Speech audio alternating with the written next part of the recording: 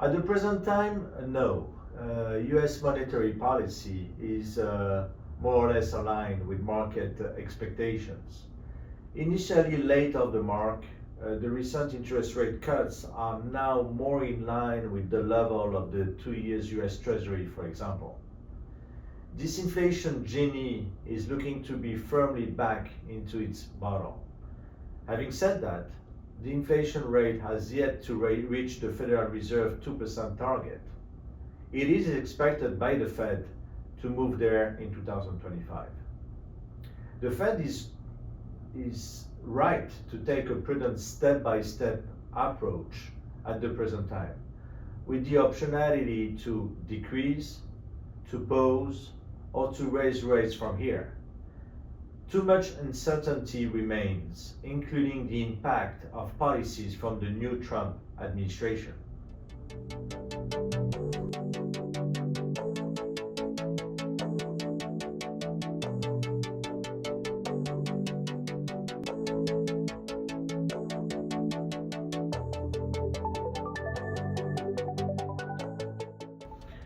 On the one hand, lower inflation print with the number of unemployment edging higher will encourage the need for further Fed fund rate cuts.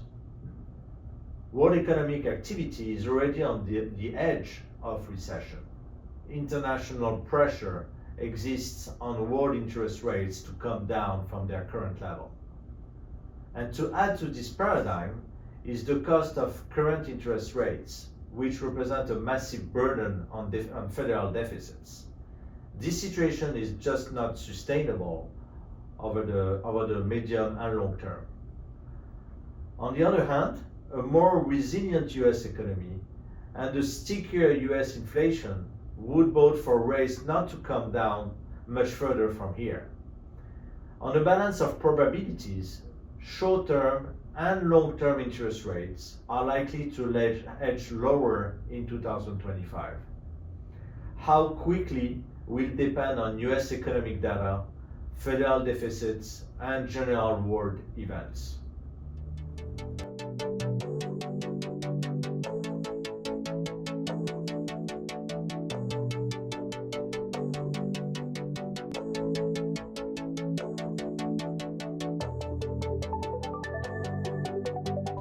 Well, at ASG, we have learned to be prudent on the consequences of monetary and fiscal policy. We cannot exclude short-term or long-term interest rate being adjusted more or less than anticipated. We must be prepared for multiple outcomes.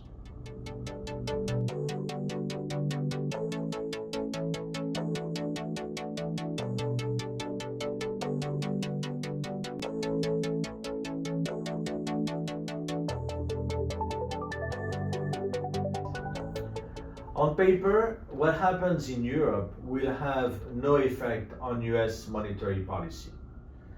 In practice, due to the strong correlation of international market as well as the large pool of derivatives sitting on international balance sheets, this is not the case.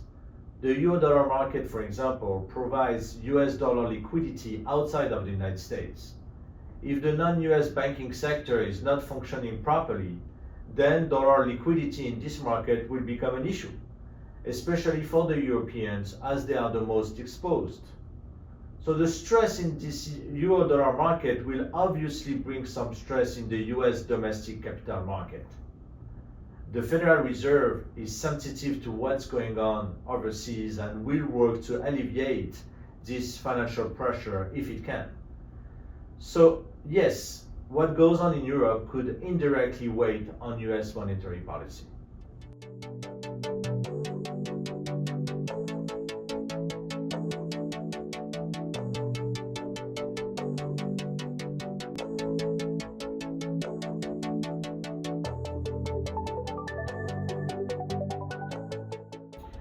Our investment focuses on US dollar credit with the specific emphasis on the subordinated debt of quality institutions, predominantly located in the OECD markets. Why this investment strategy? Firstly, because yields are around twice those of traditional credit for the same name, with 7% returns on a subordinated bond as compared to 4% on senior debt. The investor can assess a real rate of return, which is a better hedge against inflation. Secondly, this niche area of investment provides a strong capital gain potential compared to traditional bonds. Instruments specifics in this very specialized market offer interesting and unique investment opportunities for investors. And thirdly, by allocating to large franchises with strong balance sheets through a well-diversified portfolio, we work to bring down risks to a minimum. Our investment philosophy at ASG is to always minimize risk while optimizing the return potential. And this investment strategy provides the flexibility, the nimbleness essential to risk management. The ASG team is available to guide investors in this asset space and this specific investment strategy, which offers a strong revenue stream, high yield return, and capital gain optionality. Thank you very much, Hedgeweek.